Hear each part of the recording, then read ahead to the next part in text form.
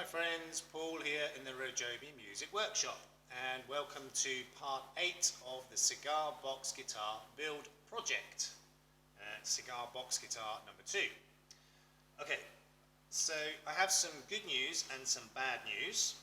The good news is I've made a lot of progress on the neck of this cigar box guitar. The bad news is I don't have any video footage of it. I did record it. I did quite a lot of work on this neck and I recorded it. Unfortunately, the file on the SD card had corrupted somehow. I don't know what happened, but it was unusable. So I'm really quite annoyed about that because you know, I showed a lot of the work that I was doing on the neck, and you know, the file was corrupted, so I couldn't use it, which is a real shame really. But the work that I did on the neck, when I do my next project, I will make sure I record the work that I did the same as this one, so that you don't miss out on any of it, because you know, a lot of it is quite important and useful and interesting information and footage, but it's gone. So what can I do? All I can do is show you the work I have done and the progress I've made on this neck. So I've fitted the binding both sides, and it was sitting quite proud along the top, so I've had to, you know, shape all that down as well so it's nice and smooth, and you know, the edges all along there lovely and smooth. I've shaped the neck, got it all profiled and shaped, and that was quite a long process. I was using my, I don't have it here, my spoke plane, spoke shave, whatever you want to call it, rasps, files, various grits of sandpaper, and I'm really pleased with the result. I mean, bear in mind this was all, you know, shaped by hand. It's turned out really nice. Lovely and smooth, ready to be coated with boiled linseed oil, but I'm not going to do that yet. I've also drilled the holes for the tuners, and fitted and shaped the nut. The nut is still a bit high, so I've still got to cut that down yet, but it's profiled and shaped, and I've got, I'm not sure how well you'll see that, but I've got the beginnings of the slots cut in the nut for the strings as well. I've just basically done the beginning of the cut. I'm not, you know, going to depth or anything at the moment. Can't do that until I've got the strings on. But it's nicely shaped. It still needs a little bit of finalising once I, you know, cut the height down a bit. So yeah, we've got tuner holes, the nut, all the binding, and the neck profiled and shaped and sanded smooth. And I said it's really turned out nice. I'm really happy with it. The only thing I'm not so happy with is the amount of drop I've got here. It's a little bit too much really. I should have, you know, cut it so that the headstock was more sort of in the middle, but it doesn't matter. I've got string trees, you know, for the string angle to come down and then to the tuner, so it's not going to be a problem. It just doesn't look too bad. Yeah, so I'm really happy with that.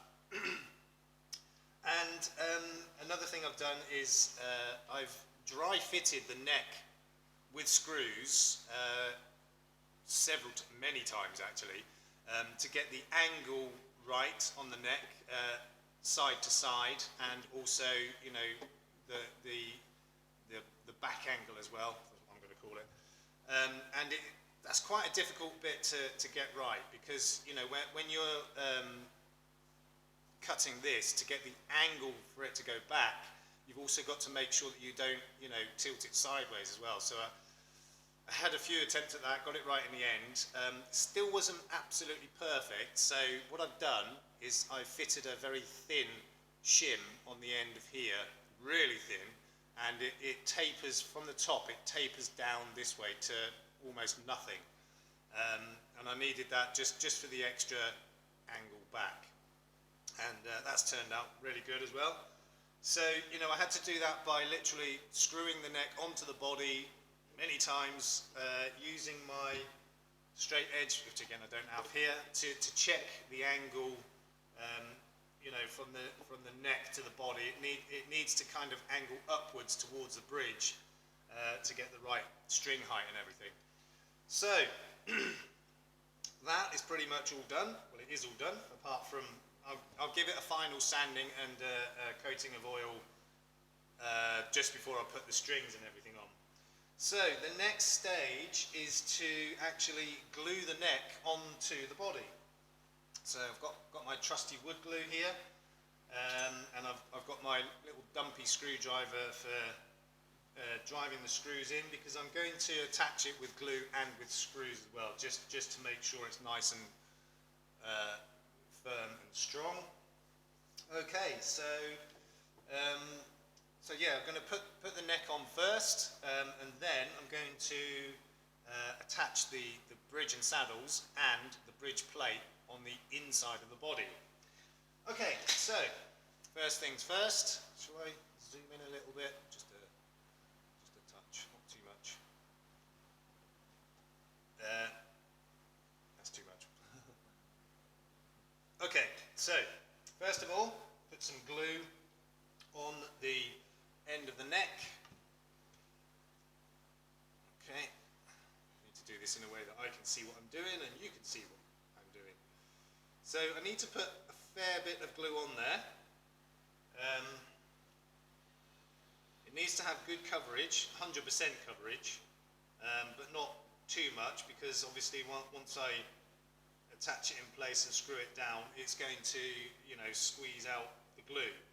But I do want to make sure it's 100% covered.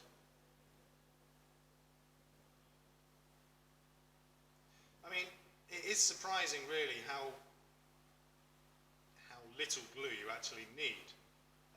But as I said, the most important thing is 100% coverage, which I think I've got there. So just wipe that spatula down. Okay, so now to actually attach the body and the neck together. Line up the screw holes. Okay, this is a little bit of a tricky process to get it started at least. I've got the screws in there already, so I don't want to be faffing about trying to get them in, you know, whilst there's glue going everywhere.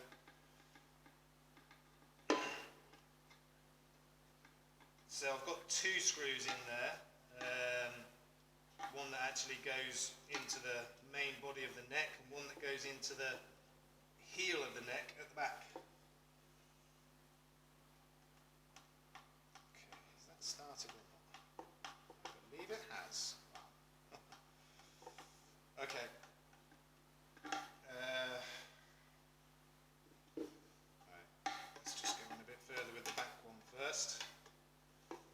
So just like when you're you know, doing any work on cars, if you're putting a wheel on or putting the cylinder head on, you don't want to tighten down any one screw before another. So you try to do it evenly. How are we doing for time? Plenty of time, all good.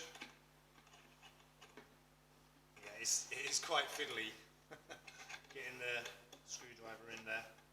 It's not too bad. I mean, I've had plenty of practice getting this thing on and off many times. Right, okay, let's just started to nip up the front one, so I'm going to now tighten the back one.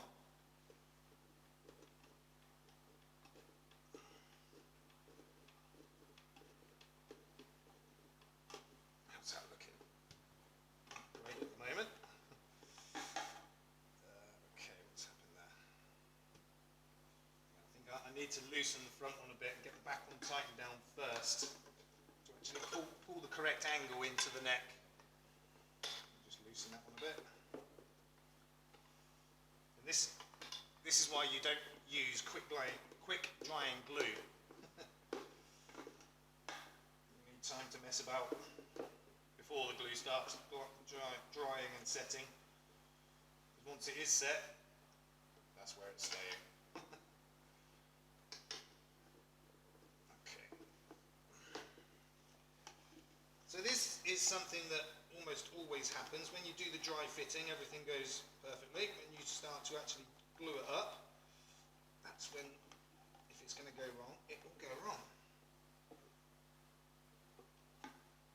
Okay, it's looking pretty good. I'll just tighten that up a bit more. Right, that's the back one tightened. I know you can't see what I'm doing, but I need to be on an angle where I can actually do it properly. That's basically what we're looking at. The screwdriver in there. Right, that's almost there.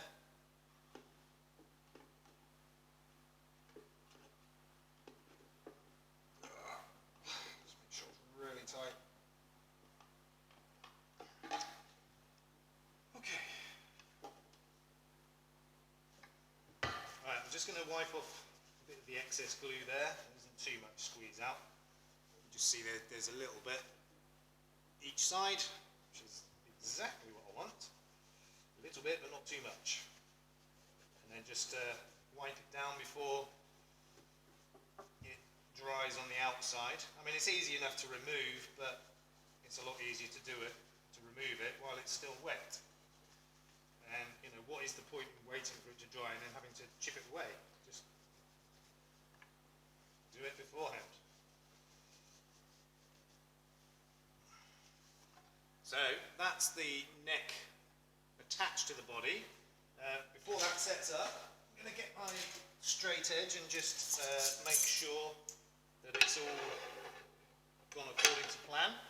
So what I do is I put my straight edge along the neck. This is fiddly to do. Along the neck, and then run it up the body, and you should see increasing gap up towards where the bridge is going to be, which there is. You can see that. So that means that the neck is angled back slightly, which gives you your string pressure and the right string height and everything. It's kind of hard to show that, but I think you can see what's going on there. And I'll also run the straight edge along the side here just to check alignment side to side. Yeah, that looks absolutely spot on, which is perfect. So I'll just check the back angle again. It should be just right. And I do this so you can see. There we go. Yeah, that looks perfect. Okay, so that's the neck attached to the body. So the next job, yeah, it's perfectly straight, not twisted at all. Okay, so the next job is to fit the bridge. I'm just going to zoom out for this. That's in. Okay, let's turn it around. So I've already got where are we? Two of the holes marked out, which is going to be the front of the bridge. I had to just make sure everything lined up before fitting it on. I didn't really, actually I did record it. As I said, all the footage is gone. So if I just get my bridge and saddles here, this one here, and I've also made a backing plate to go on the inside, so that will fit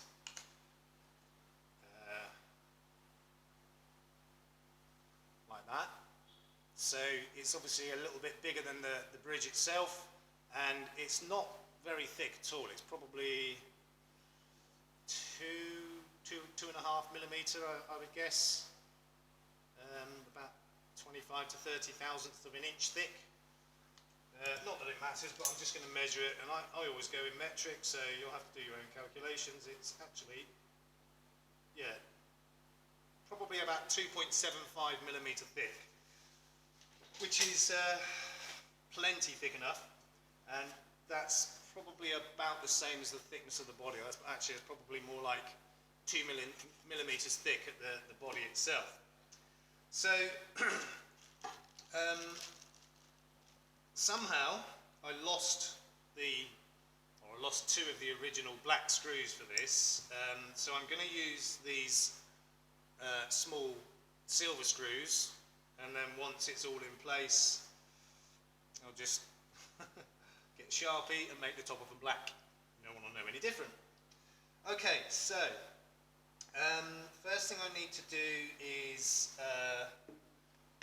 drill the holes for these screws and temporarily fit the bridge. So I didn't prepare myself for this part, so I'll just get my drill bits and cordless drill.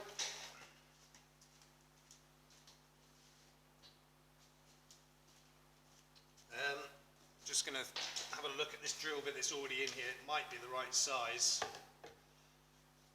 Let's just check that. Spot on, it's the right one. So as I've said before, when you want to check a drill bit for drilling pilot holes for screws, you need to put the screw behind the drill bit. I'm just doing this in the way that you can see.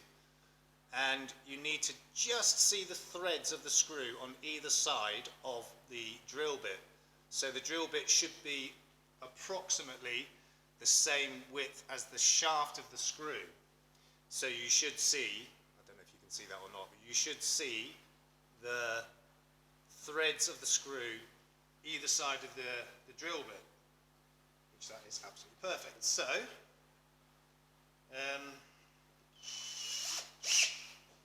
okay, so I'll drill the first two holes for those screws.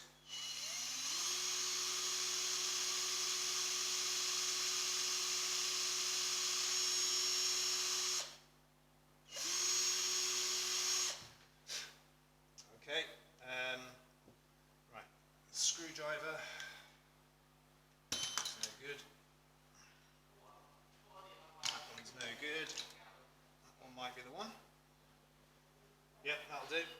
Okay, so I'll just temporarily put the front two screws in, those holes, drill out of the way.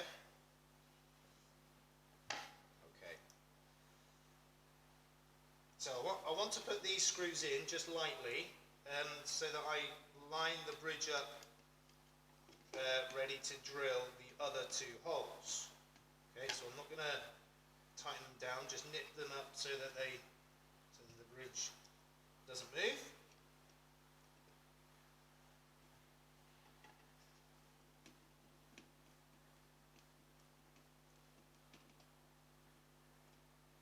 Okay. Right, okay, so now I'll drill the other two holes, which I have already marked, and they seem to line up, so it's all good. Oh. Hit a thin bit of wood there, that's not so good. That's not good. Not sure what happened there. Okay.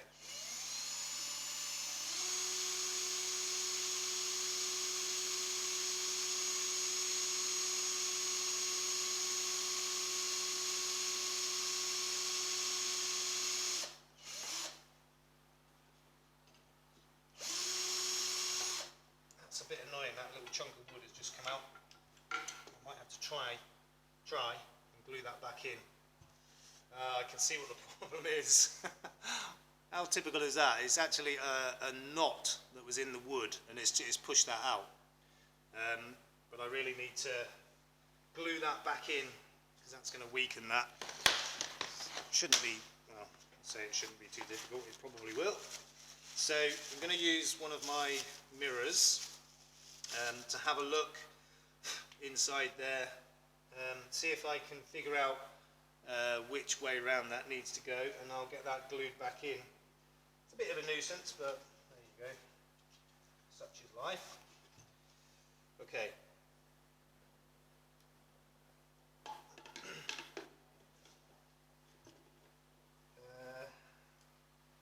It's actually really helpful to let me see what's going on there. Where's that chunk of wood gone? Oh dear. Oh, I literally just put it down. Oh, there it is. Same colour as my map. Okay, so let's just see if I can orientate myself where that's going to go. I think it must be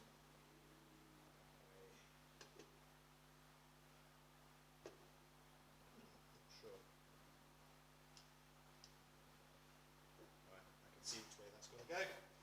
Okay, so I'm going to take the bridge off, and I'm going to use one of my new tools to fix this. Tool, gadget, call it what you like. It's going to be pretty simple, to be honest. The fact that it's a little sort of knot that was in the wood, and the whole thing has come out like that. So it is actually a pretty simple job to put that back in. Just got to make sure I get it the right way around, which is that way. Okay, so what I'm going to use to fix this in, because it's going to be pretty near impossible to get a clamp in there, or very difficult at least. So I'm going to use my new strong magnets. So these are, if any of you know about rare earth magnets, these are N50s. Not the strongest, but they are pretty strong. So probably use 2 each side, just to make sure I get the strength I need. Almost out of time actually for this video, so once I get this in place I'm going to call it, and then actually I'll need to leave that time to dry anyway. So in the next video I'll be fitting the bridge, and probably tuners, string trees, and that's going to be kind of the last part. Okay, so get a little bit of glue on that.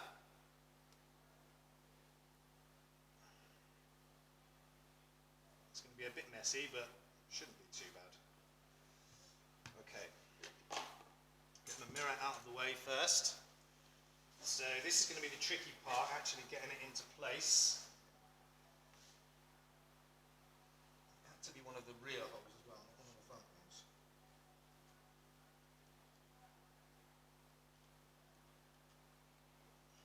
Okay, more or less there. Wow, that's in. Let me just check with the mirror.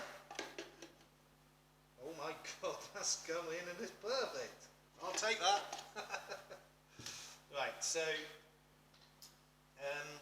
first of all I'll put 2 magnets on the top so that I know that I'm in the right place, and then the other ones inside should line up. There we go. Let me just check that again. Got that the right way? Yeah. Okay, so put 2 magnets on the top where the repair is, and those 2 underneath.